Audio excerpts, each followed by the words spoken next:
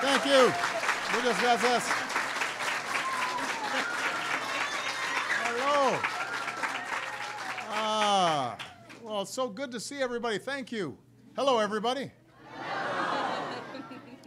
Well, as our ambassador, or chief of mission just stated, it's been nearly 90 years since a U.S. president stepped foot in Cuba.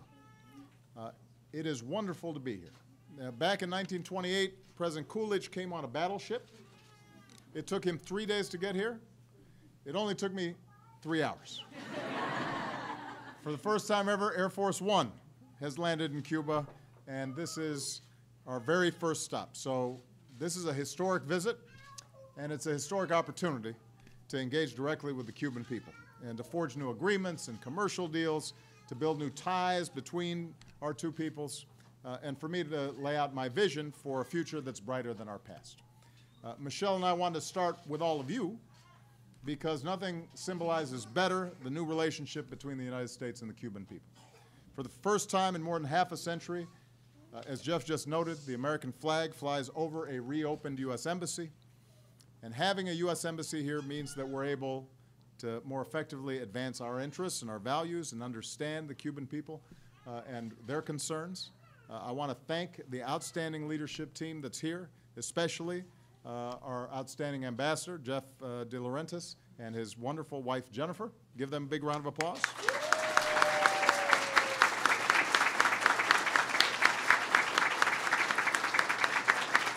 As well as DCM Scott Hamilton and his wife, Isabel. Give him a big round of applause. Hey.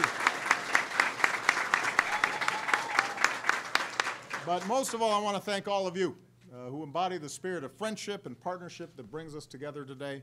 We've got a lot of proud Americans here, but we also have a lot of proud Cubans. So, come on down.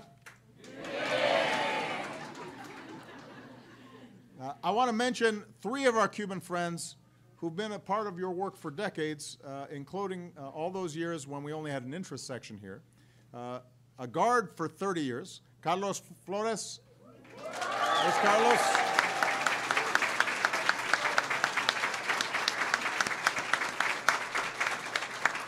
In our visa section, Caridad Castellanos.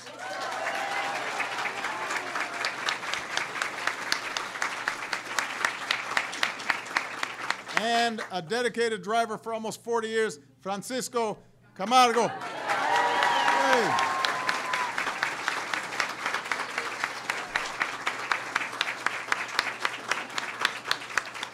So I know it's been a pretty busy 7 months.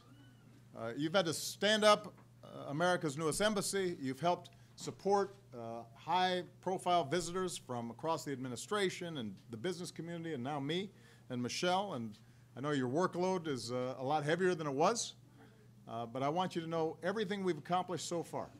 More Americans coming to Cuba, more engagement with the Cuban people, civil society, faith groups, entrepreneurs, students, young people, more opportunities for the Cuban people to improve their lives. It's all happening because of you.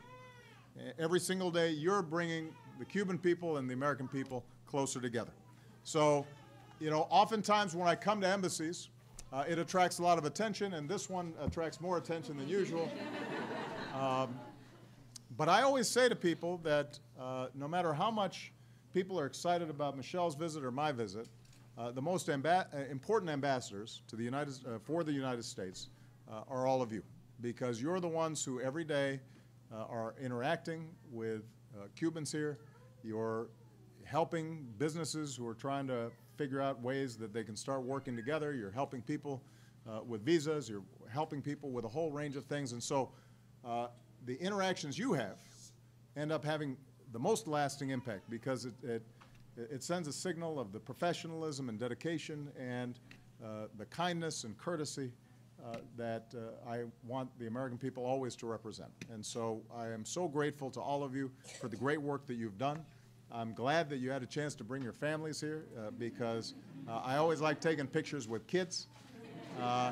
That's the future that we hope for.